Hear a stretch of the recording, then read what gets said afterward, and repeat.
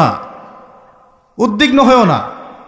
ওয়া আনতুমুল আ'লাউনা, তোমরাই বিজয়ী হবে। তোমরাই কি হবে? ইন কুনতুম মুমিনিন, যদি প্রকৃত মুমিন হও তবেই। বুঝতে পারলাম ভাই? আল্লাহ কে বলছেন? আমাদের সৃষ্টিকর্তা, আমাদের পালনকর্তা, আমাদের রিজিক দাতা, আমাদের বিধানদাতা, এই মহাবিশ্বের স্রষ্টা। পুরো মহাবিশ্ব আল্লাহ পাকের আইনে চলে, পৃথিবী বাদ দিয়ে। বলেন পৃথিবী বাদ দিয়ে কেমন করে? দুনিয়াতে মানুষ আল্লাহ পাকের বিধান মানে না, পুরো মহাবিশ্ব মানে। বুঝতে পারতেছি না? এই দুনিয়াতে এই পুরো মহাবিশ্বের কোটি কোটি গ্যালাক্সি, গ্রহ, নক্ষত্র, তারা, প্রত্যেকটা জায়গায়, মানে এমনকি একটা গাছের পাতাও আল্লাহ পাকের হুকুম ছাড়া, তাসবিহ ছাড়া চলে না। শুধু মানুষ হতভাগা একটা প্রাণী, যে আল্লাহর জমিনে থেকে, আল্লাহর খেয়ে, আল্লাহর পরে, আল্লাহর বাতাস থেকে শ্বাস নিয়ে, আল্লাহর দেওয়া পানি পান করে, আল্লাহ পাকের দেওয়া অর্থ, সম্পদ, রিজিক, স্ত্রী, সন্তান সব ভোগ করে আল্লাহরই জমিনে আল্লাহ বিরোধী আইন চালু করে দিয়েছে। এই মানুষই একটা হতভাগা প্রাণী আছে। আর মন খারাপ করেন না, আমার কথা রাগ করেন না, এগুলো বাস্তব। আর আমার দিকে তেড়ে এসে কোনো লাভ নাই, কারণ এটা হচ্ছে অকাট্য সত্য কথা যে আমরা আল্লাহ পাকের জমিনে আল্লাহর খেলাফতের দায়িত্ব পালন করছি না। আমরা আল্লাহ পাকের জমিনে আল্লাহর নিয়ামতগুলো ভোগ করে আল্লাহ বিরোধী অপশক্তির স্বার্থ রক্ষা করছে। না হলে বাংলাদেশের মতো জায়গায় কেউ ট্রান্সজেন্ডার চালু করতে পারে? একটা 90% মুসলিমের দেশে কেউ সুদভিত্তিক ব্যাংকিং সিস্টেম চালু করতে পারে? মদের বার চালু করতে পারে? জেনার লাইসেন্স দিতে পারে? পতিতালয় লাইসেন্স প্রাপ্ত হয়?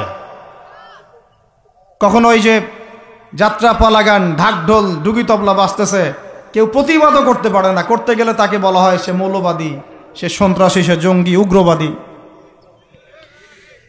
তো আমরা যদি আল্লাহ পাকের জমিনে আল্লাহর খেয়ে, আল্লাহর পড়ে, আল্লাহ পাকের সব নিয়ামত ভোগ করে এই যদি হয় আমাদের অবস্থা, তাহলে আমাকে আপনি বলেন যে আল্লাহ পাকের কি বয়ে গেছে যে আমাদের হাতে আল্লাহ পাক এই দুনিয়াতে বিজয় দিবেন? আর কোনো জাতি নাই? পুরো মহাবিশ্বে সবাই আল্লাহর হুকুম মেনে চলে। সূরা বনী ইসরাঈল পড়েন, এমন কোন সৃষ্টি নাই আল্লাহ পাকের যে আল্লাহর তাসবিহ পাঠ করে না। শুধু এই মানুষই হতভাগা একটা সৃষ্টি। আমরা, আল্লাহ মাফ করেন আমাদেরকে, নামাজও পড়ে না। কি করে না? পাঁচবার দিনে বলা হচ্ছে হাইয়া আলাস সালাহ, হাইয়া আলাল ফালাহ, সাফল্যের জন্য আসো, সালাতের জন্য আসো, কল্যাণের জন্য আসো। কানে ঢুকে না? যায় না নামাজ পড়তে। কোরআন, ওই যে বললাম, বাসায়, সবার বাসায় কোরআন আছে। এমন কোনো ব্যক্তি আছেন আপনারা যে আপনাদের বাসায় কোরআন নাই? প্রত্যেকের বাসায় আছে। এমনকি আপনার ফোনের মধ্যে অ্যাপসে আছে, খুলে দেখার সময় নাই। সময় কোথায়? মানে এত ব্যস্ত, সকাল থেকে রাত পর্যন্ত এতই ব্যস্ত মানুষ হতভাগা যে কোরআন খুলে দেখার সময় নাই। আবার বলে, এসব কথা বললে আবার বলবে যে আমরা কি ইসলাম কম বুঝি? আপনারাই ইসলাম বোঝেন, আমরা বুঝি না। আপনারাই মুসলমান, আমরা মুসলমান না, এইগুলা বলবে। উমর রাদিয়াল্লাহু আনহু ঠিকই বলেছিলেন আজকে থেকে এই 1400 বছর আগে, যে ইসলাম ধ্বংস হবে যখন দেখবা তিনটা বিষয় সমাজে চলছে। এক, দল্লাতুল আলেম, আলেমরা যখন পথভ্রষ্ট হয়ে যাবে তখন সমাজে ইসলাম ধ্বংস হয়ে যাবে। দুই, ওয়াল আইম্মাতুল মুদিল্লিন, যখন আসবে এমন কিছু শাসক যারা পথভ্রষ্ট, মুদিল্লিন, তখন সমাজ ইসলাম ধ্বংস হবে। আর ওয়াল মুনাফিকিন ফি জিদারি কিতাবিল্লাহ, যে মুনাফিকরা যখন আল্লাহর কিতাব নিয়ে বাকবিতণ্ডা করবে, মুনাফিকরাই বাকবিতণ্ডা করবে যে আমরাই বেশি বুঝি ইসলাম, তোমরা বোঝো না। আর বাংলাদেশে এই টকশো সংস্কৃতি চালু না হলে আমরা এটা বুঝতে পারতাম না যে আসলে হাদিসটা সত্য। মাথার উপর দিয়ে যায় কথা কিছু না, পরে লেকচার রিপিট শুনে নিন। মূল জায়গায় আসি। কোরআন ঘরে আসে, আমরা তেলাওয়াত করি না। নামাজের আজান কানে আসে, নামাজে যাই না। শেষ রাত্রে আল্লাহ পাক প্রথম আসমানে নেমে আসেন। কিভাবে নেমে আসেন আমরা জানি না, ওইটার কাইফিয়াত ব্যাখ্যা করার আমাদের দরকারও নাই। আল্লাহ পাক বলেছেন, বাস ঈমান রাখি। এবং আল্লাহ পাক আহ্বান করতে থাকেন, কে আছো আমার কাছে কিছু চাইবা, আমি তোমাকে দিব। সুবহানাল্লাহ। কে আছো আমাকে ডাকবা, আমি তোমার ডাকে সাড়া দিব। কে আছো আমার কাছে ক্ষমা চাইবা, আমি ক্ষমা করে দিব। এইভাবে ফজর পর্যন্ত আল্লাহ পাক আহ্বান করতে থাকেন। আমরা ওই সময় ফেসবুক চালাই, রিল্যাক্সে ঘুম দেই। তাহলে নামাজের আজান কানে যায়, নামাজ পড়ি না, কোরআন বাসায় আছে তেলাওয়াত করি না, খুলেও দেখি না, 40 কুলখানি বাদ দিয়ে। আর শেষ রাত্রে আল্লাহ পাক আহ্বান করতে থাকেন, আমি উঠে ওযু করে 2টা রাকাত নামাজ পড়ে একটু দোয়া করব, সেটা পারি না। এই আমি আবার যখন দিনের বেলায় এলেম শিখতে যাই, এমন জায়গায় এলেম শিখতে যাই যেখানে নারী পুরুষ একাকার অবস্থা, ফ্রি মিক্সিং। আমি এমন এলেম শিখতে চাই যে এলেমটা আমাকে 20 বছরে 20টা সূরাও শিখায় না, 20টা হাদিস আপনার মুখস্থ নাই। আমি চ্যালেঞ্জ করতেছি আপনাকে, 20টা হাদিস আপনি দাঁড়ায় বলেন, ছোট ছোট হাদিস খালি। যেমন আমিরুল মুমিনিন উমর ইবনুল খাত্তাব রাদিয়াল্লাহু আনহু قال قال رسول الله صلى الله عليه وسلم انما الاعمال بالنيات وانما لكل امرئ ما نوى فمن كانت هجرته الى الله ورسوله فهجرته الى الله ورسوله ومن كانت هجرته الى الدنيا يصيبها او امرأة يتزوجها فهجرته الى ما هاجر اليه। এরকম ছোট আপনি আমাকে 20টা হাদিস শুনান, যারা 20 বছর পড়াশোনা করেছেন জেনারেল লাইনে, দাঁড়ান দেখি কার সাহস আছে। এই হচ্ছে আপনাদের শিক্ষার অবস্থা। তারপরে আপনি আবার যখন চাকরি ক্ষেত্রে যান, ঘুষ ছাড়া আপনার চাকরি হচ্ছে না। এই হলো অর্থনৈতিক জীবনের অবস্থা। আবার চাকরি, ব্যবসা, বাণিজ্য যাই করছেন, এর মধ্যে ম্যান্ডেটরি মাস্ট বি সুদ আছে। কি আছে? এই মাপে কম দেওয়া তো আছেই, অন্যের সম্পদ আত্মসাৎ তো আছেই, পণ্যে ভেজাল দেওয়া তো আছেই, তারপরে সিন্ডিকেট তো আছেই, যেটার দাম এখন এই রজবের কয় তারিখ? রজবের 14-15 হবে না? তো এই রজবের 14-15তে যে পণ্যের দাম 200 টাকা, 1.5 মাস পরেই সেই পণ্যের দাম হবে 400 টাকা। এই হলো অর্থনৈতিক জীবনের অবস্থা। আর সুদের সাথে সম্পৃক্ত না হলেও তো আমাদের ঘুম হচ্ছে না। বাংলাদেশের 64,000 গ্রাম বাংলা বলি না আমরা, 64,000 গ্রাম বাংলায় একাধিক সুদী এনজিও আছে। সবাই সুদী কারবার করতেছে। আমাদের মা বোনরা ওখানে সমিতিতে নাম লিখাচ্ছে, আমরাও নাম লিখাইছি অনেকে। কিস্তি শোধ করতে হচ্ছে, জমি বন্ধক রাখো, বাছুর বন্ধক রাখো, গরু বন্ধক রাখো। শেষমেশ ধনীরা ধনী হচ্ছে, গরিবরা গরিব হচ্ছে। কারণ আল্লাহ পাক এই কিতাবের মধ্যেই বলেছেন, সূরা বাকারার শেষের দিকে আছে যে ইয়া আইয়ুহাল্লাযীনা আমানু, হে মুমিনগণ, ইত্তাকুল্লাহ, আল্লাহকে ভয় করো, ওয়া যারু মা বাকিয়া মিনার রিবা, সুদ ছেড়ে দাও, ইন কুনতুম মুমিনিন, যদি মুমিন হয়ে থাকো, ওয়া ইল্লাম তাফআলু, সুদ যদি না ছাড়ো, ফাআযানু বিহারবিন মিনাল্লাহি ওয়া রাসূলিহি, আল্লাহ এবং তার রাসূলের সাথে যুদ্ধের ঘোষণা শুনে রাখো। আয়াত বুঝলেন? আয়াতটা কি বুঝলেন? আল্লাহ পাক বলছেন যারা সুদ খায় বা সুদ না ছাড়ে, এরা আল্লাহ এবং তার রাসূল মুহাম্মদ সাল্লাল্লাহু আলাইহি ওয়াসাল্লামের বিরুদ্ধে অস্ত্র নিয়ে দাঁড়ায় আছে। তো আপনার আমার কল্যাণ হবে না ভাই? দুনিয়ায় পরকালে কল্যাণ হবে না? আমরা হাউজে কাউসারের পানি তো পাবো ইনশাআল্লাহ, আমরা কবরের উত্তর তো দিতে পারবো ইনশাআল্লাহ। আমাদের জন্য নবী সাল্লাল্লাহু আলাইহি ওয়াসাল্লাম সুপারিশ তো করবেন ইনশাআল্লাহ। সুপারিশ তো নবীজি করবেন, এটা ঠিক আছে, এটা তো ঠিক আছে। কিন্তু কোরআনে যে আল্লাহ পাক বললেন যে সুদ যদি তোমরা না ছাড়ো, তাহলে জেনে রেখো তোমরা আল্লাহ এবং তার রাসূলের বিরুদ্ধে যুদ্ধ করতেছো। তো এখন এইটা আমরা কিভাবে আল্লাহ পাককে বুঝ দিব? দুনিয়াতে না বুঝ দিলাম, দুনিয়াতে হয়তো কারো ক্ষমতা আছে, জবানটা বন্ধ করে দিল, এই কথা বলতে পারবেন না, চুপ একদম। সম্ভব কি না? দুনিয়াতে হয়তো সুদের মহাজন যারা একত্রিত হয়ে দেখা গেল যে একে তো সরাইতে হবে রাস্তা থেকে, এ তো মারাত্মক কথা বলতেছে, সরাই না হয় দিল, হতেও তো পারে, ইতিহাসে হয় নাই এমন। তারপরে কারো হয়তো দুনিয়াবি স্বার্থ আছে, বুঝাচ্ছে আমার বউ আছে, বাচ্চা আছে, চাকরি বাকরি কেমনে ছাড়ি ইত্যাদি। তো সব না হয় বুঝলাম, আল্লাহ পাকের সামনে আপনি এখন কি বুঝটা দিবেন? রাসূলের সামনে দাঁড়ায় কি বুঝটা দিবেন? দিতে হবে কি না জবাবটা? আজ হোক আর কাল হোক দিতে হবে কি না? পরকালে যেতে হবে তো নাকি? তো তাই যদি হয়, এটা যদি আমাদের ফাইনাল ডেস্টিনেশন হয়, চূড়ান্ত গন্তব্য হয়, তাহলে কোন ব্যক্তি বুদ্ধিমান, যে দুনিয়াতে সংশোধিত হয় সে, নাকি পরকালে যে ব্যক্তি অপেক্ষায় বসে থাকে সে? এখন এই সংশোধনের দিকে যদি আমরা দাওয়াত দিই, আমরা কি মৌলবাদী হয়ে যাব? সমাজের শত্রু হয়ে যাব? দেশ ও জাতির শত্রু হয়ে যাব? সুদি কারবার ছাড়া অর্থনৈতিক বিষয় কি চালানো সম্ভব না? হ্যাঁ, যখন এই সুদি ব্যাংকিং সিস্টেম ওয়ার্ল্ড ব্যাংকেরটা তো 1995-এর দিকে আসছে।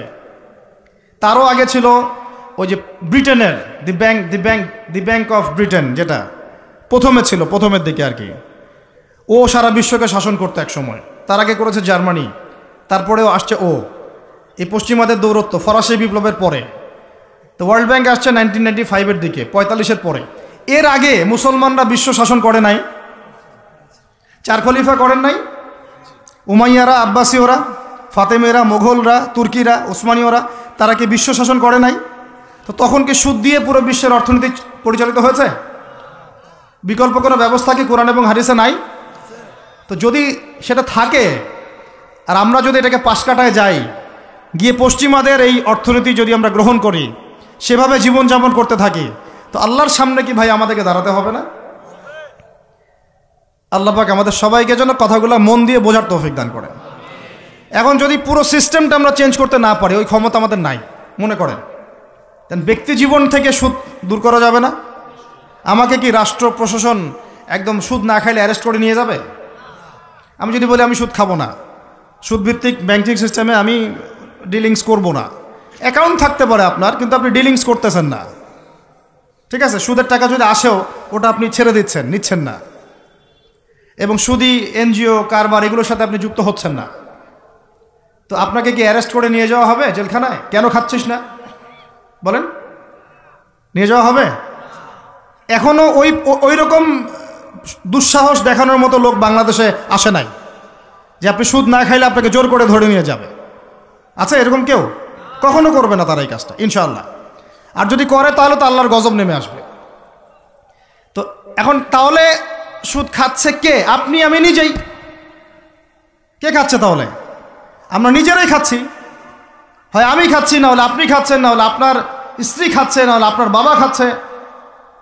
অতএব সুদের মধ্য দিয়ে আমরা আল্লাহ এবং তার রাসূলের সাথে সরাসরি যুদ্ধ করতেছি। বদরের যুদ্ধে কি আবু জেহেলরা পরাজিত হয় নাই? উহুদের যুদ্ধে, খন্দকের যুদ্ধে, মুতা, ইয়ারমুকে, এই শতাব্দীর পর শতাব্দী আল্লাহ এবং তার রাসূলের বিরুদ্ধে যারা দাঁড়াইছে, তারা কি কখনো টিকতে পারছে? আজকে পশ্চিমারা সারা বিশ্বকে এভাবে সুদখোর বানিয়ে দিয়েছে, আর প্রত্যেকটা মুসলিম কান্ট্রি এর খপ্পরে পড়ে গেছে, বের হতে পারতেছে না।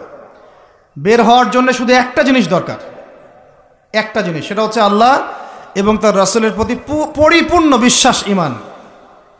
এইটা আমাদের অর্জন হয় নাই, এটাই সত্য কথা। অর্জন যদি হতো তাহলে আমরা বিকল্প চিন্তা করতে পারতাম। যদি আফগানিস্তান আগামী 10 বছর এভাবেই অর্থনীতি চালাতে পারে, এখন তাদের যে অবস্থা, আগামী 10 বছর যদি আর নতুন করে যুদ্ধ বিগ্রহ না হয়, এবং তারা যদি এভাবেই আরও 10 বছর তাদের ডাবল কারেন্সির অর্থনীতি চালাতে পারে, সুদহীন, জাকাত ভিত্তিক, ইসলামিক, আমাদের বিশ্বাস আগামী 10 বছরে দেখবেন তারা মার্কিন ডলারের উপরে আধিপত্য বিস্তার করেছে, ইনশাআল্লাহ। ইনশাআল্লাহ। আমি ইকোনমিক্স নিয়ে পড়াশোনা করেছি ভাই, এমনি এমনি কথা বলতেছি না। অনলাইনে যারা আপনাদেরকে এইসব তালগোল মার্কা কথাবার্তা বুঝায়, যে কাগজের টাকা নিয়ে উল্টাপাল্টা কথা বলছে, ইলেকট্রনিক মানি নিয়ে উল্টাপাল্টা কথা বলতেছে, বিটকয়েন, ক্রিপ্টোকারেন্সি নিয়ে কথা বলতেছে উল্টাপাল্টা, ভাই এগুলো আমরা জেনে বুঝে কথা বলতেছি, জেনে বুঝে পড়াশোনা করে এগুলোর উপর আমরা থিসিস করেছি ইউনিভার্সিটিতে, এগুলোর উপরেই। এমনি এমনি কথা বলতেছি না যে পেপার মানি আপনার পকেটে, আমার পকেটে যেটা আছে আপনার পকেটেও সেটাই আছে, এর ভিতরেও সুদ আছে। ইলেকট্রনিক মানি যেগুলো আমরা ইউজ করতেছি, এগুলোর ভিতরেও সুদ আছে, অল্প হোক আর বেশি হোক। এর সামনে আসবে বিটকয়েন, ওইটার মধ্যে সুদের ভিতর উপর সুদ, তার উপর আসতেছে একটা সিস্টেম যেটা অলরেডি কয়েকটা কান্ট্রিতে অ্যাপ্লাই হয়ে গেছে, চায়নায়, উত্তর কোরিয়া, দক্ষিণ কোরিয়া ইত্যাদি কান্ট্রিতে। এটা হলো ক্যাশলেস সোসাইটি, মানে কোনো ক্যাশই থাকবে না সোসাইটির মধ্যে, ডিজিট থাকবে, খালি ডিজিট। মানে আপনি বলতে পারবেন না যে আমার 1 লক্ষ টাকা আছে, যদি বলি 1 লক্ষ টাকা আছে, টাকাটা আমার হাতে দেন দেখি, আপনি হাতে দিতে পারবেন না, দেওয়ার মতো কিছু নাই। ওইটা আপনার ডিজিটে থাকবে, নাম্বারে, ফিগারে, 1 লাখ, এটা ফিগার। ইতিহাসে এমন কোনো কারেন্সি আসে নাই যেটা ধরাও যায় না, ছোঁয়াও যায় না, পকেটেও রাখা যায় না, এটা আসতেছে সামনে। যারা বুঝে না এগুলা, আমরা আক্রমণাত্মক কথা বলতে চাচ্ছি না, আল্লাহ পাক তাদেরকে হেদায়েত দান করুন। যারা বুঝে না তারা মনে করতে পারে এগুলো হচ্ছে ভবিষ্যৎবাণী। আদতে এইগুলা বর্তমান বিশ্বে চলতেছে, আমাদের সে সম্পর্কে জ্ঞান নাই। আমরা অনেকেই ক্যাশলেস সোসাইটি প্রতিষ্ঠার চেষ্টা করতেছি, এটার মধ্যে যতটুকু কল্যাণ আছে না তার চেয়ে বেশি অকল্যাণ আছে। যখন আমরা একটা জিনিস চালু হয়ে যায় তখন সবাই কিন্তু প্রতিবাদ করি না, যখন চালু হয়ে যায় তারপরে ওরা যখন ইসলাম বিরোধী এজেন্ডা বাস্তবায়ন করে তখন আমাদের টনক নড়ে। এক্সাম্পল দেই একটা, তাহলে বুঝবেন। আজকে ট্রান্সজেন্ডার নিয়ে যারা পেট্রোনাইজ করতেছে, পিছন থেকে ফান্ডিং করতেছে, এটাকে প্রমোট করতেছে, অনলাইন অফলাইন যেখানে ঢুকবেন খালি এগুলোই দেখা যাচ্ছে, এর পিছনে একটা সুদী এনজিওদের হাত আছে। কাদের হাত আছে? তো এখন সারা দেশে যখন এরা কারবার শুরু করেছিল তখন আমরা কিন্তু সবাই মিলে এইভাবে প্রতিবাদ করি নাই। আজকে যখন তারা একটা জিনিসকে প্রতিষ্ঠা করার চেষ্টা করতেছে ওদের স্বার্থে, ইসলামের বিপক্ষে, এখন আমাদের অনেকের টনক নড়তেছে যে আরে এ কি হচ্ছে, আমাদের মুসলমানদের বাচ্চারা এগুলো কি শিখতেছে। সমস্যা হচ্ছে আমরা সমস্যা আসলে শুরুতে বোঝার মতো ওই নূর, বাসিরা, হিকমা আমাদের এখনো পয়দা হয়নি।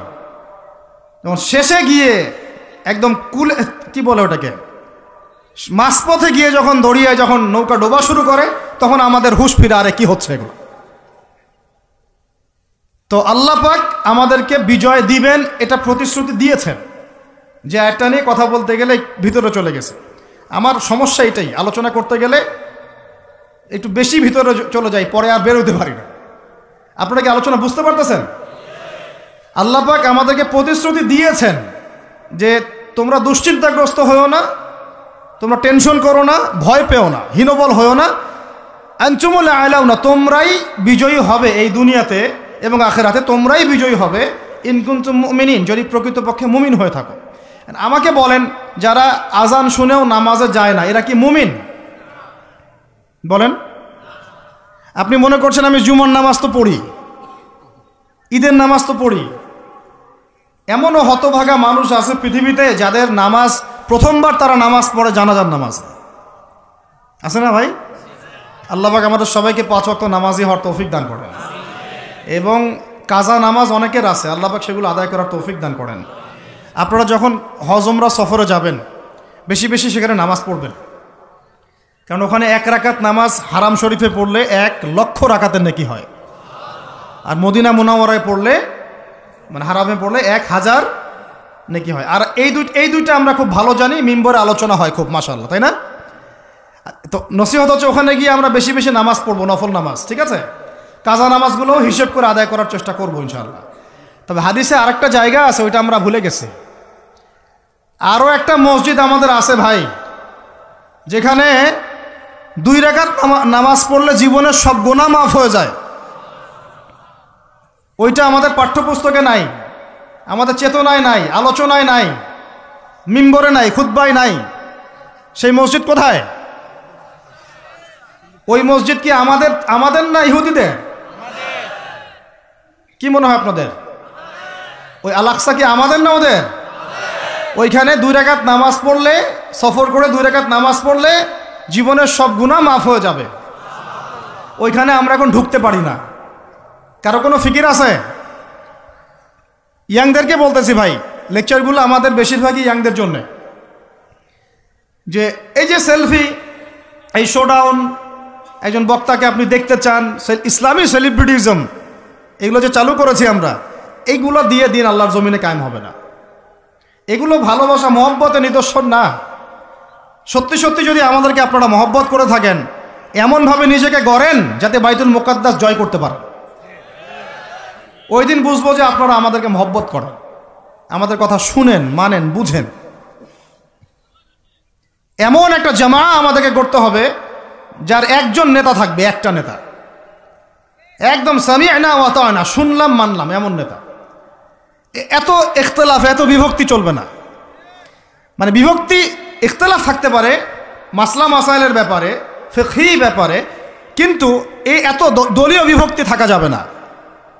এক টেবিলে আলেমদেরকে বসতেই হবে। আলেমরা যদি এক টেবিলে না বসে ঐক্যের দৃষ্টান্ত স্থাপন না করতে পারে, জনগণ ঐক্যবদ্ধ হতে পারবে না। বাংলাদেশের সবচেয়ে বেশি দরকার এখন ওলামায়ে কেরামের ঐক্য। আমরা যারা ছোটরা আছি, আমাদের মূল কাজ এখন এইটাই, আমরা এটাই ফিকির করি কিভাবে আলেমদেরকে একটা জায়গায় বসানো যায়। আলেমরা যদি ঐক্যবদ্ধ হতে পারেন, জনগণ একদিকে ফোকাস করে চলতে পারবে ইনশাআল্লাহ। এবং তাদের মধ্যে যদি একজন আমির নিযুক্ত করা হয় এবং তার কথা যদি আমরা সুরাভিত্তিক মেনে চলি, ইনশাআল্লাহ বাংলাদেশ কেন পুরা বিশ্বে দিন কায়েম করা সম্ভব। আমরা এই দিক থেকে আমরা মোটামুটি ২০-৩০ বছর পিছায় আছি এখনো, বুঝতে পারছেন না আমার কথা? এই দিক থেকে দেখেন, আল্লাহ নবী সাল্লাল্লাহু আলাইহি ওয়াসাল্লাম মক্কাতেও সাহাবীদের মধ্যে কখনো বিভক্তি হতে দেন নাই। একজন নেতা, তার আন্ডারে সব সাহাবীরা বায়াত করে আছেন হাতে হাত রেখে, ব্যাস যা বলবেন তাই। ডানে যাইতে বললে ডাইনে, বামে যাইতে বললে বামে। মার খাচ্ছেন, যদি নবীজি বলেন হিজরত করে চলে যাও, হিজরত করে চলে গেল আবিসিনিয়ায়, তাই না? আর যদি নবীজি বলেন সবর করো, সাবরান আলা ইয়াসির ফাইন্নামা ওয়াইদাকুমুল জান্নাহ, সবর করো তোমাদের জন্য জান্নাত, সবর করতেছেন, মার খাচ্ছেন, তাও কোনো কথা বলতেছেন না। এইরকম সামি'না ওয়া আতা'নার জেনারেশন না থাকলে দিন কায়েম হয় না, যেটা আমাদের বিগত 50 বছর আমরা করতে পারি নাই। এটাই সত্য কথা। এটা করার জন্য সবার আগে আমাদের মনের হিংসা দূর করতে হবে। কি দূর করতে হবে?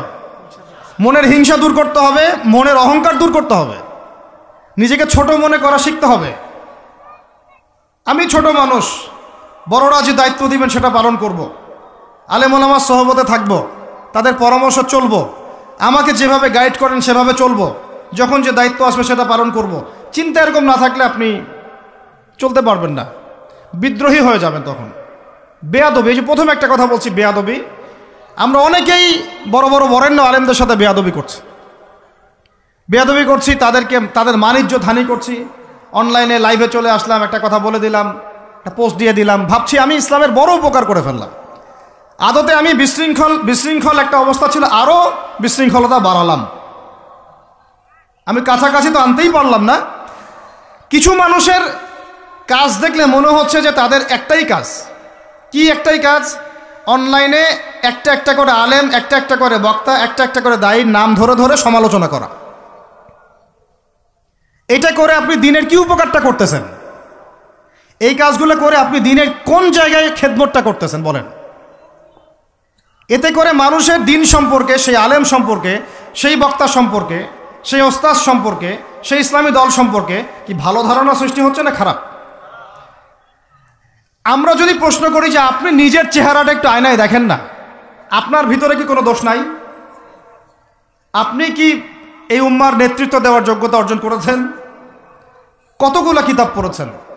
কি ডিগ্রি অর্জন করেছেন? কতটুকু সার্টিফিকেট অর্জন করেছেন? কতটুকু তাসকিয়া অর্জন করেছেন?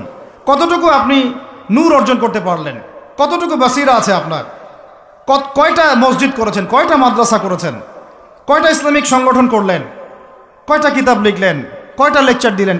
আপনি নিজে কি করলেন দিনের জন্য? এই চিন্তাটা করা দরকার নাই যে আমি নিজে কি করলাম দিনের জন্য? ও কি করলো, ওর কি খেদমত, ওর কি দোষ, ওর কি ত্রুটি, এইগুলোর চর্চা আমরা ব্যস্ত হয়ে আছি এখন। এই একটা কারণে আমাদের ওলামায়ে কেরামদের মধ্যে ঐক্য হচ্ছে না, দুর্ভাগ্যজনকভাবে। কারণ আমরা একটা শ্রেণী আলেমদের ইজ্জত ধোয়ার পিছনে লেগে গেছি। আর একজন আলেম না, এটা ভুল করছে ভাই, আলেম মানুষ তো, কেন বেয়াদবি করতে হবে আপনাকে? কেন আপনাকে একটা সেশন করতে হবে? কেন একটা এটা করতে হবে, সেইটা করতে হবে? চুপ করে থাকেন আপনি। পারলে তার সাথে আপনি পার্সোনালি দেখা করেন, তার কাছে যান, তার কথার পিছনের কারণটা খুঁজে বের করার চেষ্টা করেন। ইসলামের খেদমত এগুলো হচ্ছে না, তো ওই দিকে যেতে যাচ্ছি না। একটা রিকোয়েস্ট করবো আপনাদেরকে যে আমরা সবাই একটা দায়িত্ব কাঁধে নেই, যে এই উম্মতকে বিজয়ী করার জন্য আমারও কিছু দায়িত্ব আছে। আপনার দায়িত্ব নেই ভাই? এখন আপনি আয়নার সামনে আজকে রাত্রে দাঁড়ায় অনেস্টলি সততার সাথে দাঁড়াবেন, দাঁড়ায় আপনার চেহারা আয়নায় দেখবেন, দেখে চিন্তা করবেন যে আসলে আমি আজ পর্যন্ত এই উম্মাকে কি দিয়েছি। বলেন তো কি বললাম ভাই? আয়নার সামনে দাঁড়ায় কি বলবেন? আমি আদনান, আমি আব্দুর রহমান, আমি আব্দুর রহিম, আমি অমুক, আমি তমুক, আমি ইসলামকে উম্মাকে, আল্লাহকে, রাসূলকে কি দিয়েছি এই পর্যন্ত। যদি আপনার মনের মধ্যে সততা থাকে, জবাব ওই আয়নার তসবির আপনাকে দিয়ে দিবে। একটা উর্দু শের আছে যে চেহারে তো আকসর ধোকা দেতি হ্যায়, সচ তো আইনা বলতি হ্যায়। মানে চেহারা তো বেশিরভাগ সময় ধোকা দেয় মানুষকে, সত্য কথা বলে আয়নার প্রতিবিম্ব। তো আল্লাহর ওয়াস্তে নিজের আত্মসমালোচনা করি, আমরা উম্মাকে কি দিলাম এটার ফিকির করি। এখন যদি উত্তর আসে যে আমি অনেক দিয়েছি উম্মাকে, আমি একদম কামেল হয়ে গেছি, তাহলে বুঝবেন আপনার মধ্যে ইবলিসের চরিত্র আসছে। ইবলিসই বলতে পারে যে আমি সবার চেয়ে শ্রেষ্ঠ। ওই যে বলে নাই, আনা খায়রুম মিনহু, আমি আদমের চেয়ে শ্রেষ্ঠ। খলাকতানি মিন নার, আমাকে আগুন দিয়ে সৃষ্টি করেছেন। খলাকতাহু মিন তিন, তাকে মাটি দিয়ে সৃষ্টি করেছেন।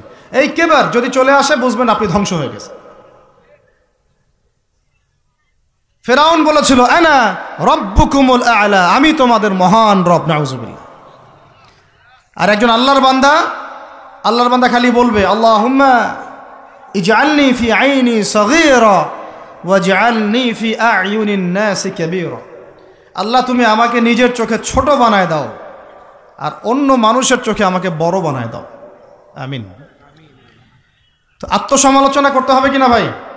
এখন যদি আমার উত্তর আসে যে না, আমি তো আসলে ভাই কিছু করতে পারি নাই, এই টুকটাক কিছু লেকচার দিয়েছি, এতটুকুই, এখনও আমি উম্মাকে ঐক্যবদ্ধ করতে পারি নাই, উলামায়ে কেরামকে এক জায়গায় আনতে পারি নাই, আমি এখনও কোনো ইসলামিক বড় কোনো অ্যাসোসিয়েশন ফর্ম করতে পারলাম না, এখন পর্যন্ত আমি 100টা কিতাব লিখতে পারি নাই, এখনও আমি ইফতা দেওয়ার মতো বা মুফতি হওয়ার মতো যোগ্যতা অর্জন করিনি, এখনও আমার কোরআনের কত জ্ঞান শেখা বাকি, কত আলেমের সোহবতের থেকে নূর নেওয়া বাকি, এখনও কত দূর যাওয়া বাকি।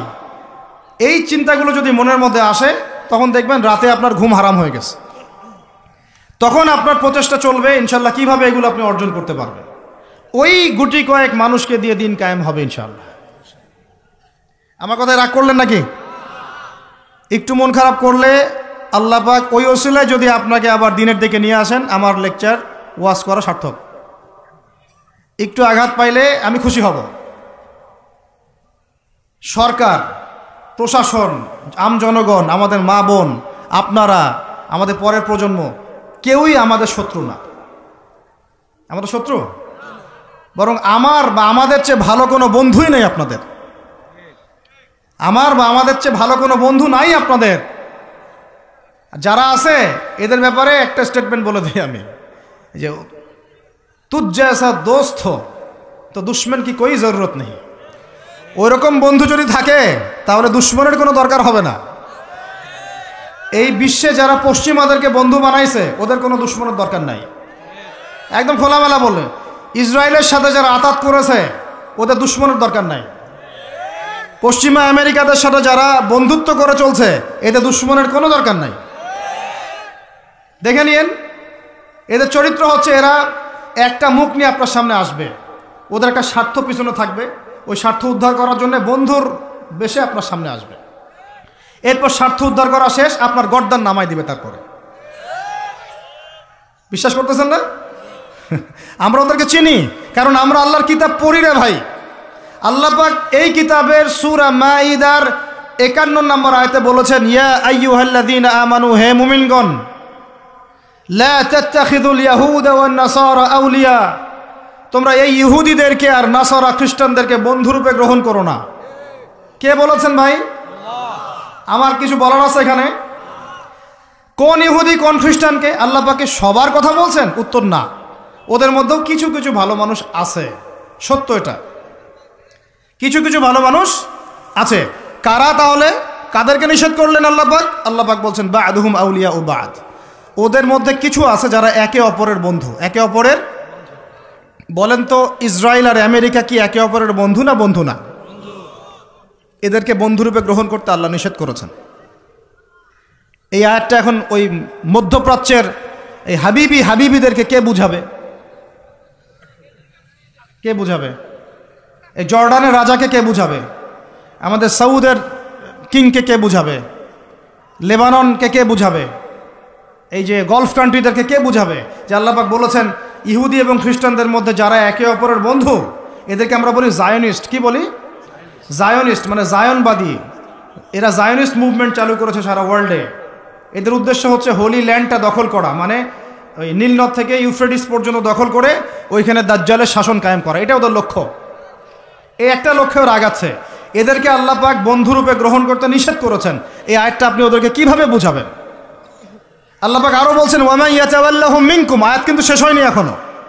আল্লাহ পাক বলছেন ওয়ামা ইয়াতাওয়াল্লাহুম মিনকুম, তোমাদের মধ্যে হে মুমিনরা কেউ যদি ওদের দিকে মুখ ফিরাও, মানে ওদেরকে অ্যালায়েন্স রূপে গ্রহণ করো, ফাইন্নাহু মিনহুম, তুমি তখন তাদের অন্তর্ভুক্ত হয়ে যাবে। নাউযুবিল্লাহ। তার মানে কি তারা কাফের হয়ে যাবে? আমরা কি তাহলে এদের সবাইকে কাফের বলছি, তাকফির করছি? উত্তর না। যারা বলে আমরা এদেরকে তাকফির করেছি, এরা ডাহা মিথ্যাবাদী, এরা হচ্ছে ডাহা মিথ্যাবাদী। আমরা এ ধরনের মধ্যপ্রাচ্যের শাসকদেরকে তাকফির করি নাই, আগেও করিনি, এখনও করি না, ভবিষ্যতেও ইনশাল্লাহ করব না। আল্লাহ পাক কি বলছেন তাহলে?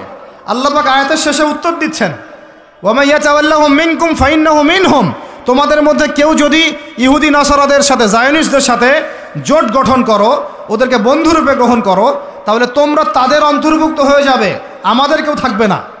এর মানে তারা কি হবে? ইন্নাল্লাহা লা ইয়াহদিল কওমাজ জালিমিন, আল্লাহ পাক এই জালেমদেরকে হেদায়েত দেন না, তার মানে তারা হবে জালেম। কি হবে? আল্লাহ পাক শব্দ ইউজ করেছেন কি? জালেম। অতএব যদি কেউ জায়নিস্টদেরকে মিত্ররূপে, বন্ধুরূপে গ্রহণ করে, সে ব্যক্তি হোক, সমাজ হোক, সরকার হোক, রাষ্ট্র হোক, সে জালেম হয়ে যাবে। কি হবে ভাই? সে কি কাফের হবে? উত্তর না। কাফের হবে, কি হয়ে যাবে? জালেম। ইন্নাল্লাহা লা ইয়াহদিল কওমাজ জালিমিন, আল্লাহ পাক জালেমদেরকে হেদায়েত দেন না। এই জন্যই তো মদের বার ওপেন করতেছেন, এখন কনসার্ট করতেছেন, হ্যালোইন করতেছেন, এইটা করতেছেন, ওইটা করতেছেন। কেন? আল্লাহ পাক নারাজ হয়েছেন। আল্লাহ পাক কি হয়েছেন? নারাজ হয়েছেন আল্লাহ পাক। এখান থেকে ফিরে না আসলে আল্লাহ পাক ধরবেন। তো এখান থেকে আপনি বুঝতে পারছেন যে পুরো বৈশ্বিক প্রেক্ষাপটে আমাদের অবস্থাটা কি। আরও একটা আয়াত আছে, ওটা সূরা বাকারা, এটা আরও মারাত্মক। এটা আল্লাহ পাক তার নবীকে বলছেন যে ওয়ালান তারদা, ভালো করে শোনেন যুবকরা, আল্লাহ পাক বলছেন ওয়ালান তারদা। আপনারা হয়তো অনেকে গ্রামার জানেন না, যারা মাদ্রাসা ব্যাকগ্রাউন্ডে তারা জানে, বুঝবেন। এখানে এমন একটা কথা বলা হচ্ছে যে কখনোই কখনোই তারা সন্তুষ্ট হবে না। ওয়ালান তারদা আনকাল ইয়াহুদা, নাকি ইয়াহুদ, কি ওয়ালান তারদা আনকাল, ওয়ালান তারদা আনকাল ইয়াহুদ ওয়ালান নাসারা হাত্তা তাত্তাবিআ মিল্লাতাহুম। কি কঠিন কথা, কি স্পষ্ট কথা। আমরা কি আল্লাহ পাককে তাফসির শিখাইতে যাব? আমরা কি আল্লাহ পাককে তাউইল শিখাইতে যাব? আমরা কি আল্লাহকে ব্যাখ্যা শিখাইতে যাব? আল্লাহর কালামের স্পষ্ট কথার কোনো ব্যাখ্যার দরকার নাই। এটা তো আয়াতুল মুহকামাত, এটা তো মুতাশাবিহাত আয়াত নয়। আল্লাহ পাক বলছেন ওয়ালান তারদা, কোশ্চিন কালেও সন্তুষ্ট হবে না, আনকা, হে নবী, তোমার উপরে। কারা সন্তুষ্ট হবে না? আল ইয়াহুদ ওয়ালান নাসারা, ইহুদি এবং নাসারানা, এরা কোশ্চিন কালেও তোমার উপরে হে নবী সন্তুষ্ট হবে না। হাত্তা তাত্তাবিআ মিল্লাতাহুম, যতক্ষণ না তুমি ওদের মিল্লাত, ওদের ধর্ম গ্রহণ করছো। আর কিছু বলতে হবে ভাই? হ্যাঁ, আপনি যদি এখন ওদের সব, ওদের শিক্ষা, ওদের সংস্কৃতি, ওদের রাজনীতি, ওদের বিশ্ব রাজনীতি, ওদের কূটনীতি, ওদের মানে যা যা আছে, ওদের যা কিছু আছে, দর্শন, এগুলোর সামনে আত্মসমর্পণ করেন, বলেন হ্যাঁ এগুলো খুব ভালো, আমরা এগুলো মেনে নিচ্ছি, হ্যাঁ তোমরা আমার দোস্ত বন্ধু, ওরা আপনার কোনো ক্ষতি করবে না, কোনো ক্ষতি করবে না। কিন্তু যদি আপনি এগুলোর বিরুদ্ধে দাঁড়ান, না তোমাদের এইসব গডলেস উল্টাপাল্টা আল্লাহ বিরোধী শিক্ষা এগুলো চলবে না, তোমাদের সুদভিত্তিক অর্থনীতি চলবে না, তোমাদের এই আল্লাহ বিরোধী এই যে জিও পলিটিক্স চলবে না, তোমাদের এই মুসলিমদের উপর অত্যাচার নিধন এগুলো চলবে না, তোমাদের এইসব জুলুম নির্যাতন চলবে না, এইগুলো কথা যদি আপনি বলে ওদের বিরুদ্ধে দাঁড়ান, কথা দিয়ে দাঁড়ান, কলম দিয়ে দাঁড়ান, অ্যাসোসিয়েশন দিয়ে দাঁড়ান, বা একটা জাতিগতভাবে প্রতিবাদ করেন, বা আপনি ওদের জুলুমের বিরুদ্ধে দাঁড়িয়ে যান, বলেন যে না আমরা ফিলিস্তিনিদের পাশে আছি, প্রয়োজনে আমরা ওদের পক্ষে যুদ্ধ করব, এই ধরনের কোনো কথা যদি আপনার মুখ দিয়ে বেরিয়ে যায়, মুখ ফসকেও যদি বেরিয়ে যায়, দেখবেন ওরা পুরো শক্তি নিয়ে আপনার বিরুদ্ধে ঝাঁপায় পড়ছে। বুঝতে পারেন নাই মনে? আর কেমনে বললে বুঝবেন আমার জানা নাই, এর চেয়ে আর খোলামেলা কোনো কথা বলা সম্ভব না। এই হলো কোরআনের কথা। আরও আছে, আরও বলি একটা, নিতে পারবেন তো? এই আয়াতটা নিতে পারবেন তো? আল্লাহ নেওয়ার তৌফিক দান করেন। কোরআনের কিছু আয়াত আছে সবাই নিতে পারে না। কোন কোন আয়াত আছে শুনলে মানুষ মনে করে যে কোরআন তো আমার জন্যই নাজিল হয়েছে, আর কোন কোন আয়াত আছে শুনলে মানুষ মনে করে এই আয়াতটা নাজিল করার কি দরকার ছিল। নাউজুবিল্লাহ। এখন এই যুগ চলতেছে, সব মানতে রাজি। কিসের পর্দা? পর্দার কি দরকার? সব মানি কোরআনের। জাকাত ভিত্তিক, কিসের জাকাত? জাকাত দেওয়ার কি দরকার? সব মানি। চোরের আবার হাত কাটতে হবে কেন? মানবতা বিরোধী কাজ। সব মানি কোরআনের। ব্যভিচার করলে রজম কেন করতে হবে? এটা তো বর্বর মধ্যযুগীয় আইন। কথা বুঝতে পারেন না? কোরআনের সবাই নিতে পারে পারে না। কোরআনে 400 থেকে 450 জায়গায় আছে যে আল্লাহ রাব্বুল আলামিনের দিন প্রতিষ্ঠার জন্যে তোমরা দাওয়াতের পাশাপাশি জিহাদ করো। কি করো? ওই শব্দ নিতেই পারে না মানুষ। শুনলেই যারা ইসলামের বিরুদ্ধে আছে, সরাসরি বিরুদ্ধে আছে, ওরা তো এমনি নিতে পারেই না, এটা আলাদা বিষয়। যারা দাড়ি টুপিওয়ালা কালিমা পড়া কিছু মুসলমান আছে, মুনাফেক নামধারী মুসলমান, এরাও নিতে পারে না। দেখেন নাই কি অবস্থাটা হইল অক্টোবর মাসে, এই যে প্যালেস্টাইন ইস্যু নিয়ে এই প্রকাশ্য একটা জিহাদ চলতেছে ইহুদিদের সাথে, একদম স্পষ্ট। সবাই চিনতেছে কারা হকপন্থী কারা বাতিলপন্থী। একটা মানুষ যে নামাজ পড়ে না সেও চিনতে পারতেছে যে হ্যাঁ এরা জালেম, এরা মাজলুম, তাই না? প্রশাসনের 98% ভাই এটাই বিশ্বাস করে যে ইসরায়েল জালেম, এই ফিলিস্তিনের ভাইরা মাজলুম। অনেক ভাইয়ের সাথে আমাদের দেখা হয়, কথা হয়, চা খাই। আল্লাহ পাক তো একটা জায়গা দিয়েছেন আলহামদুলিল্লাহ মহব্বতের। তারা বলে যে হুজুর, যদি সত্যি আমাদের সুযোগ থাকতো বা আমাদেরকে যদি আল্লাহ পাক সুযোগ দিতেন বা ওইরকম কোনো নেতা আমাদের থাকতো, আমরা সবার আগে গিয়ে ওখানে যুদ্ধ করতাম। তা আমাদের দেশের প্রশাসনের লোকজন বলেছে। কথা বুঝতে পারতেছেন? কিন্তু মুসলমান নামধারী, আলেম নামধারী কিছু দাড়ি টুপিওয়ালা বুঝতে পারলো না যে ওই ভাইরা মাজলুম আর এরা জালেম। এরকম চলমান তাজা একটা জাজল্যমান ইস্যুতেও ঘুরিয়ে ফিরিয়ে ইনিয়ে বিনিয়ে ইসরায়েলের পক্ষ নেওয়া শুরু করলো। এটা নিয়ে বলতে বলতে আমি ক্লান্ত হয়ে গেছি, আর আমি এগুলো বলতেও চাই না, আমার লজ্জা লাগে। এদের বিরুদ্ধে দু একটা কথা বলতে আমার এনার্জি লস হয় এবং লজ্জাও লাগে। নির্লজ্জ শ্রেণী, নির্লজ্জ। দেখেন সিরাজউদ্দৌলার নাম শুনেছেন? বেচারা পরাজিত হয়েছিল। বেচারা কি হয়েছে? কিন্তু লড়াই করে পরাজিত হয়েছে। মির্জাফরের নাম শুনেছেন?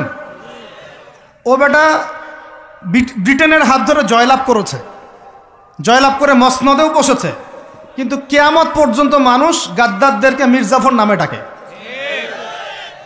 কথা বুঝতে পারেন নাই? তো সবসময় দুনিয়ার সাফল্য, দুনিয়ার বিজয়, দুনিয়ার আধিপত্য সবকিছু না। জনগণ সব বুঝে এখন। বাংলাদেশের ইয়াং জেনারেশন স্পেশালি, তারা অনেক পড়াশোনা করে, এখন বুঝে, আলেমদের সাথে থাকে। হক বাতিল এভাবে আপনি আলাদা করতে পারবেন না। হককে বাতিল, বাতিলকে হক বানাইতে পারবেন না। ইনশাল্লাহ হক হকের জায়গায় স্পষ্ট থাকবে, বাতিল বাতিলের জায়গায় স্পষ্ট থাকবে। এই সময়গুলোতে মানুষ বলেছে যে যে ভাইরা শিশু হত্যার প্রতিবাদ করতেছে, বোনদের ইজ্জত নিধনের প্রতিবাদ করতেছে, বোম্বিংয়ের প্রতিবাদ করতেছে, এদের আকীদা ঠিক নাই, এদের মানহাজ ঠিক নাই, এরা সঠিক মুসলমান না। এরকম অবস্থায় মানুষ বলেছে আইয়ুবী রাহিমাহুল্লাহ যখন আক্রমণ করে বাইতুল মুকাদ্দাস জয় করেছিলেন, উনারও আকীদা মানহাজ ঠিক ছিল না। এরকম অবস্থায়ও মানুষ বলেছে বাংলাদেশের মাটিতে বসে দাড়ি টুপিওয়ালা পাগড়ি জুব্বা নিয়ে বলেছে যে হামাস এটা বিচ্ছিন্ন জনগোষ্ঠী এবং ওই নাকি অপরাধী, সক্ষমতা নাই, কেন সে যুদ্ধ করতে গেল। বলেছে যে হামাসকে সৃষ্টি করেছে নাকি ইসরায়েল। তো এই হলো অবস্থা। না এদের আকীদার কোনো সঠিক জ্ঞান আছে, না সত্যিকারের মানহাজের সঠিক জ্ঞান আছে, আর না ইতিহাসের কোনো সঠিক জ্ঞান আছে। হামাস সৃষ্টি হয়েছে 1994 সালের দিকে। কত সাল বলেন? 1989 থেকে 92 সালের মধ্যে একটা চুক্তি হয়েছিল। আমি তো বলি আমার সামনে বসান, আর বসতে চাইলে অনলাইনে বাহাসের কথা বলে, তো অনলাইনে না, যদি পান আপনারা ধরে নিয়ে আমাদের মাদ্রাসায় নিয়ে আসবেন। ধরে কি করবেন? আমাদের মাদ্রাসার সামনে বসায় দিবেন। অনলাইনে কোনো বাহাস হয় না, অফলাইনে হবে সামনাসামনি। কিতাব যত কিতাব আছে নিয়ে আসুক, সমস্যা নাই, কিন্তু অনলাইনে না, হবে কোথায়? অফলাইনের সামনাসামনি টেবিল থাকবে, দুই দিকে দুজন বসবে।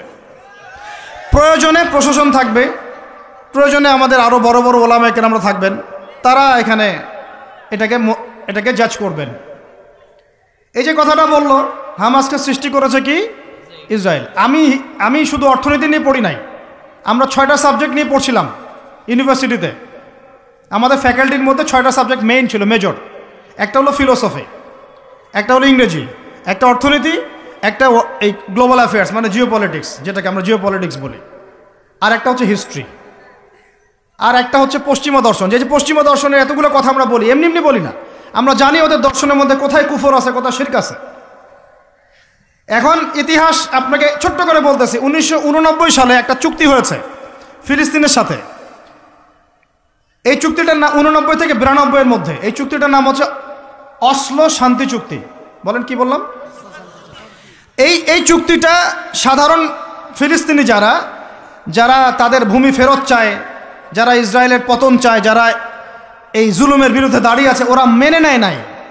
তো যারা মেনে নেয় নাই, পরবর্তীতে তারা এই হামাস নামক সংগঠনটা তৈরি করেছে। এটা সশস্ত্র অবস্থান। ওদের দুইটা অংশ আছে, একটা আল কাসাম ব্রিগেড, আর একটা হচ্ছে দাওয়ার জন্য। কিছু মানুষ দাওয়াতের মেহনতে থাকে, কিছু মানুষ সশস্ত্র যুদ্ধ করে। এটা উড়ে এসে জুড়ে বসে নাই। এরা বিগত প্রায় 75 বছর থেকে ধাক্কা সহ্য করতে করতে করতে করতে আজকে বাধ্য এই জায়গায় আসছে। একটা কিতাব বাজারে আসবে ইনশাল্লাহ, আপনারা দোয়া করেন যেন কিতাবটাকে মানে সবচেয়ে সেরাভাবে যেন আল্লাহ পাক আনার তৌফিক দান করেন। এর নাম হচ্ছে হুরমাতুল আকসা। কি নাম? আল্লাহ পাক যেন তৌফিক দান করেন, আমিন। একদম বিগত 5000 বছরের ইতিহাস আপনাকে দিয়ে দিব ইনশাল্লাহ। কত বছর? 5000 বছর পুরাতন ঘটনা আল আকসা। কত বছর ভাই? 5000 বছর। ওইটা ইব্রাহিম আলাইহিস সালামের হিজরতের জায়গা। ওখান থেকে ইয়াকুব আলাইহিস সালামের ছেলেরা মিশরে আসছে। ওইখান থেকে মুসা আলাইহিস সালামের যুগে তারা আবার গিয়েছে আল আকসা দখল করতে। ওইখানে আমালেকা সম্প্রদায়ের সাথে জিহাদ হয়েছে। তালুতের বাহিনীর মধ্যে দাউদ ছিলেন, তিনি জালুতকে পরাজিত করে ওইখানে ইসলামী খেলাফত কায়েম করেছিলেন 40 বছর। তারপরে আসছে সুলাইমান আলাইহিস সালামের 40 বছর। তারপরে ওদেরকে নেবুজাত নেজার বের করে দিয়েছে। তারপরে ঈসা আলাইহিস সালাম আসছেন, ঈসা আলাইহিস সালামকে তারা মানে নাই। আল্লাহ পাক আবার নির্যাতন মানে শাস্তি দিয়েছেন টাইটাসের হাতে, রোমান সেনাপতি টাইটাসের হাতে। তারপরে এরা মদিনায় গিয়ে আকরাগারে, বনু কুরাইজা, বনু কাইনুকা, বনু নাজিরে, খায়বারে, এদেরকে আল্লাহ নবী যুদ্ধ করে বের করে দেন। পরে এই 1250 বছর ইসলামী খেলাফতে ওরা জীবনেও বাইতুল মুকাদ্দাসে ঢুকতে পারে নাই। এই 1914 সালে এসে ঢুকছে। কত সালে? 5000 বছরের ইতিহাস তো ভাই আমি 5 মিনিটে বলতে পারবো না। সংক্ষিপ্ত করে বুঝালাম যে 1250 বছর তারা বাইতুল মুকাদ্দাসের আশপাশেও ঘেঁষতে পারে নাই। এই ব্রিটিশদের সহযোগিতা নিয়ে ঢুকেছে 1914 থেকে 18-র মধ্যে, প্রথম বিশ্বযুদ্ধ চলাকালীন, যখন ওসমানীয়রা ব্রিটিশদের বিরুদ্ধে ছিল। ওসমানীয়দেরকে পরাজিত করে ওরা এই জায়গাটা দখল করেছে। করার পরে ওই জায়গায় কিন্তু দেখেন, জায়গা দখল করে ব্রিটেন ওখানে থাকে নাই, ওই ইহুদিদেরকে জায়গা দিয়ে দিয়েছে। রহস্যজনক না? এত যুদ্ধ করে সে জায়গাটা লিবারেট করলো, করে নিজে থাকে নাই, ইহুদিদেরকে থাকতে দিল। এই যে বলেছি বা'দুহুম আউলিয়া বা'দ, এরা একে অপরের বন্ধু। এরা একে অপরের কি বন্ধু? যে বন্ধুত্ব দেখলেন, প্রথম বন্ধুত্ব, জায়গা দিয়ে দিল। তারপরে 1914 থেকে 45 সাল পর্যন্ত ব্রিটিশরা এদেরকে পেলে পুষে বড় করলো, অর্থ দিয়ে, সামরিক যান দিয়ে, মিলিটারি সহযোগিতা দিয়ে, ব্যাংকিং সিস্টেম দিয়ে, যা পারছে সব দিয়ে দিয়েছে, যা পারছে সব দিয়েছে। দেওয়ার পরে ওকে বড় করেছে। তারপরে দ্বিতীয় বিশ্বযুদ্ধ হলো, ওই সময় রুলিং স্টেট চেঞ্জ হয়ে গেল, ব্রিটেনের জায়গায় চলে আসলো আমেরিকা। এবার আমেরিকা এসে ব্রিটেন তাদেরকে যে সহযোগিতাটা করত তার চেয়ে 1000 গুণ বেশি সহযোগিতা করা শুরু করল। করতে করতে ওকে সাধারণ সামরিক অবস্থা থেকে নিউক্লিয়ার মিসাইল সম্পন্ন কান্ট্রিতে পরিণত করলো। এখন ওর কাছে নিউক্লিয়ার অস্ত্র আছে, ও সারা বিশ্বে ভেটো দেয়। ইরানের কাছে কয়টা অস্ত্র আছে, তাই না? ইরান পারমাণবিক কর্মকাণ্ড চালাচ্ছে নাকি, ওই দেশ করছে নাকি, সেই দেশ করছে নাকি, ও কিন্তু জীবনে বলে না যে তার কাছে কয়টা পারমাণবিক অস্ত্র আছে, বলে? কখনো বলছে? আর এই কোরআন আল্লাহর কিতাবই আমাদেরকে বলেছেন, আল্লাহর কিতাবে আল্লাহ পাকই আমাদেরকে বলেছেন যে ওয়াইদু লাকুম মাস্তাতাতুম মিন কুওয়া, তোমরা শক্তি অর্জন করো। কি অর্জন করো? তোমরা মুসলমানদেরকে আল্লাহ বলেছেন তোমরা শক্তি অর্জন করো। শক্তি অর্জন করলে কি হবে? তুরহিবুনা বিহি আদুওয়াল্লাহি ওয়া আদুওয়াকুম, তোমরা আল্লাহর দুশমন এবং তোমাদের দুশমনদেরকে ভয় দেখাতে পারবা। এই যুগে পারমাণবিক অস্ত্র ছাড়া কোনো রাষ্ট্রকে কেউ ভয় করে না। ভয় করে? ওই আয়াতের উপরে আমল মুসলমানরা আমরা করতে পারি নাই, আমল করেছে ইসরায়েল। বুঝাতে পারলাম না মনে হয়, বুঝাতে পারি নাই মনে হয়। এই আয়াতের উপরে আমরা আমল করতে পারিনি এখনো, আমল করেছে কারা? ও শত শত পারমাণবিক অস্ত্র তৈরি করে রেখে দিয়েছে, বাংকার তৈরি করা আছে, বাংকার, যে অচিরেই যদি সারা বিশ্ব জুড়ে একটা তৃতীয় বিশ্বযুদ্ধ লেগে যায় এবং পারমাণবিক অস্ত্র প্রয়োগ করা শুরু হয়, ও যেন বাংকারের নিচে, মাটির নিচে 100 ফিট, 200 ফিট, 300 ফিট, 500 ফিট নিচে গিয়ে লুকাতে পারে। আর আমরা এখন কিসে পড়ে আছি জানেন? আলুর মধ্যে আল্লাহ নাম পাওয়া গেছে, গরুর কলিজায় কালিমা পাওয়া গেছে, আমরা এখানে পড়ে আছি। ভাই মন খারাপ করতেছেন নাকি? এই হলো আমাদের অবস্থা। কি একটা অবস্থা! আমরা পড়ে আছি এখনো কলা নিয়ে। কলা মানে রাস্তাঘাটে আমরা বের হব হনুমানের মূর্তি নিয়ে, বানরের মূর্তি নিয়ে, দেখেন নাই? সাপ নিয়ে, ব্যাঙ নিয়ে, পেঁচা নিয়ে। এগুলো হচ্ছে আমাদের সায়েন্স অ্যান্ড টেকনোলজির, প্রযুক্তির অগ্রগতি, তাই না ভাই? আজ পর্যন্ত আমরা কয়টা অ্যাপস তৈরি করতে পারলাম, কয়টা সফটওয়্যার তৈরি করতে পারলাম, কয়টা মিসাইল তৈরি করতে পারলাম। আমাদের আকাশ, এই পুরো আকাশ, আমার কথা রাগ করে না, আমি কারো দুশ্মন না, জাস্ট আমি আমার জায়গা থেকে অ্যাজ এ নাগরিক কথা বলছি। আমাদের দেশের আকাশ সুরক্ষিত না, সুরক্ষিত না, 100% সুরক্ষিত না। আপনাদের কোনো খবরই নাই। আর ইসরায়েলের আকাশ, আপনি মারবেন কোনো মিসাইল, ওর আয়রন ডোম রেডি করে রাখছে, আকাশেই আপনার মিসাইল ধ্বংস করে রেখে দিবে। যে কাজগুলো আমাদের করা দরকার, আল্লাহ পাক আমাদেরকে করতে বলছেন এই কিতাবের মধ্যে, যে তোমরা ওয়াইদু লাকুম মাস্তাতাতুম মিন কুওয়া, সাধ্যমতো শক্তি অর্জন করো তোমরা। কাদেরকে বলছেন? আমাদের হিন্দু ভাইদেরকে, ইহুদিদেরকে, খ্রিস্টানদেরকে, বৌদ্ধদেরকে। কিন্তু পুরো বিশ্বের হিন্দু ভাইরা, বৌদ্ধরা, ভাই বলছি আমি, আদম সন্তান তো তারা, নাকি? ওই সেন্সে বলছি আর কি। হিন্দু সম্প্রদায়, বৌদ্ধ সম্প্রদায়, চাইনিজদের বৌদ্ধ সম্প্রদায়, রাশিয়ান, আমেরিকান, ন্যাটোদের এই খ্রিস্টান সম্প্রদায়, ইহুদি সম্প্রদায়, ওরা সবাই এই আয়াতের উপর আমল করে দেখিয়ে দিয়েছে। আর আমরা বললাম পড়ে আছে কিসে ভাই? ওই যে আমিনটা জোরে হবে, নাচতে হবে। হাতটা আমি এখানে বাঁধবো না, এখানে বাঁধবো না, এইখানে বাঁধবো না, এইখানে বাঁধবো।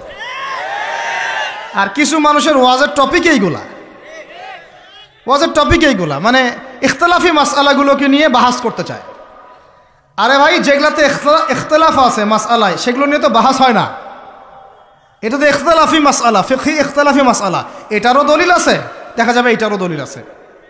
কোনোটার খুব বেশি শক্ত, কোনোটার একটু কম, কোনোটা একটু জয়ীফ, কোনোটা একটু জাল, বা কোনোটা হাসান, বা কোনোটা মুতাওয়াতির পর্যায়ে, এরকমই হবে হয়তো। আমরা পড়ে আছি এইখানে। কিছু মানুষকে আমার এটা বুঝতে 10 বছর লাগছে। কিছু মানুষকে সমাজে লেলিয়ে দেওয়া হয়েছে, লাগিয়ে দেওয়া হয়েছে বাংলাদেশের মুসলমানকে এগুলোতে ব্যস্ত রাখার জন্য।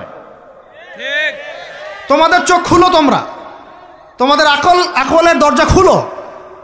যুবক ভাইরা, তোমরা চোখ খুলো, কলবের দরজা খুলো। বড়রা আপনারা চোখ খুলেন।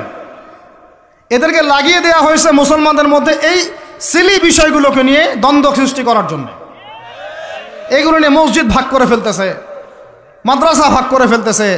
ফরজ ঐক্য নষ্ট করে হলেও মুস্তাহাব প্রতিষ্ঠা করতে হবে। ফরজ ঐক্য নষ্ট করে হলেও মুস্তাহাব প্রতিষ্ঠা করতে চাচ্ছে। কি একটা অবস্থা বলেন! ইন্না লিল্লাহি ওয়া ইন্না ইলাইহি রাজিউন। যখন মানুষের ঐক্যবদ্ধ হওয়া উচিত, আমাদেরকে ওদের সাথে লড়াই না করি সমকক্ষ হওয়া দরকার। যে শক্তিতে, অর্থনীতিতে, সমরনীতিতে, সব দিক থেকে আমরা সমমানের, ওরা আমাদের দিকে চোখ রাখাতে পারবে না, এগুলো নিয়ে ভাবা দরকার। আমরা পড়ে আসি এখন এইগুলো নিয়ে। এদিকে অর্থনীতিতে সুদ খাচ্ছি দিব্যি, আল্লাহর আইন একটাও বাস্তবায়ন করতে পারতেছি না আমরা, ঐক্য বিনষ্ট হয়ে যাচ্ছে, ওলামায়ে কেরামের সংখ্যা কম, এই চেয়ারে বসার মানুষদের সংখ্যা কম, আমাদেরকে এখন বসতে হয়, আমরা আল্লাহর কাছে কান্নাকাটি করি যেটা কি হচ্ছে, আমি কি নিয়ামত পাচ্ছি না ফিতনায় পড়ে আছি, আমি কি আল্লাহর নিয়ামত প্রাপ্ত বান্দা না ফিতনায় নিপতিত হলাম। স্টেজ ভর্তি ওলামায়ে কেরাম বসে থাকেন, বড় বড় মুহাক্কিক আলেমরা, আমাকে কথা বলতে হচ্ছে, আমি নাদান নগণ্য বান্দা, তাহলে আমি কি ফিতনায় পড়ে আছি না আল্লাহ পাক আমাকে নিয়ামত দিয়েছেন, এটাই ভাবতে কুলকিনাটা পাচ্ছি না আমরা। এই চেয়ারগুলোতে আপনাদেরকে বসতে হবে না? শুধু কি আলেম ওলামারাই দায়িত্ব পালন করবেন? আপনাদেরকে পড়াশোনা করতে হবে না? আলেম তৈরি করতে হবে না? শিক্ষা নিচ্ছেন, প্রথমেই বললাম 20 বছর পড়তেছেন, কোরআনের বালাই নাই, হাদিসের বালাই নাই, নৈতিকতার বালাই নাই, মেয়েদের সাথে ফ্রি মিক্সিং, অ্যাফেয়ার্স, হারাম relation, PUBG, free fire, TikTok, এইগুলাই। তো এই জেনারেশনটাকে দিয়ে আমি কেমন করে দিন প্রতিষ্ঠার দিকে কথা বলতে পারি? আমার কথা রাগ করতেছে নাকি ভাই? আমি একটু কাঠখোট্টা মানুষ আর খোলামেলা কথা বলি, এটা আমার দোষ। তবে এই দোষটা নিয়ে আমি আল্লাহর পথে কাজ করতে চাই, কারণ সব সময় নরম নরম সুরের কথায় ওয়াজে কাজ হয় না। নরম নরম কথা বলার সময় শেষ হয়ে গেছে, এখন হক আর বাতিল স্পষ্ট করতে হবে, তবে হিকমার সাথে, প্রজ্ঞার সাথে। যে আয়াতে আমাদেরকে আল্লাহ পাক আমল করতে বলেছেন, সেই আয়াতে আমল করতেছে এখন সারা বিশ্বের ইহুদি শক্তি, খ্রিস্টান শক্তি, অন্যান্য শক্তিরা। যুবকরা শুনেন, আল্লাহ পাক বলেছেন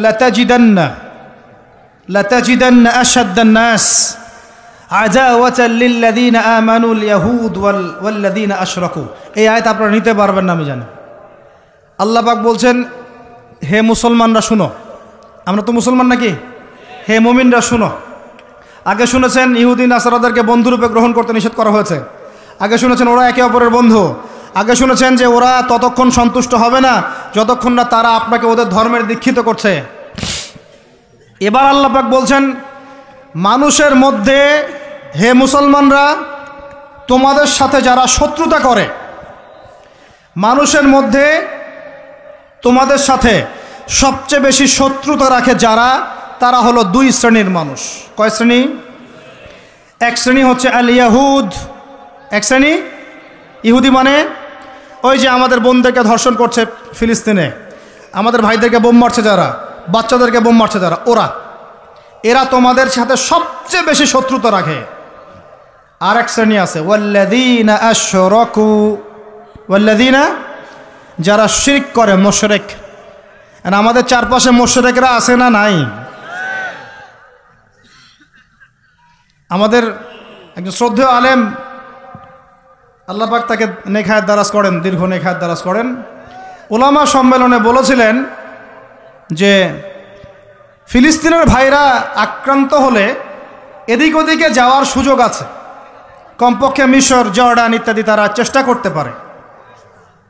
মুসলমানদের উপর যদি, বাংলাদেশের মুসলমানদের যদি আল্লাহ না করুক কখনো কোনো সমস্যা আসে, বাংলার মুসলমানরা যাবে কোথায়? চতুর্দিক থেকে বেষ্টিত আছে। 2 শ্রেণীর মানুষ তোমাদের সাথে সবচেয়ে বেশি শত্রুতা রাখে। কে বলেছেন? আল্লাহ পাক, আল্লাহর কালাম, সূরা মাইদা পড়ে দেখেন। কোন সূরা? মাইদা পড়ে দেখেন। এক শ্রেণী ইহুদি, এক শ্রেণী মুশরিক। এখন সারা বিশ্বে ইহুদি আর মুশরিকরা একে অপরের সবচেয়ে ঘনিষ্ঠ বন্ধু। এখন বুঝেন ওয়ার্ল্ড অ্যাফেয়ার্স কীভাবে ডিল হচ্ছে। কোরআন একদম জাজল্যমান, মনে হচ্ছে এখনই আয়াত নাজিল হলো। এখন আমাদের উপর যদি আল্লাহ না করুক কোনো সমস্যা আসে, আমরা যাব কোথায়?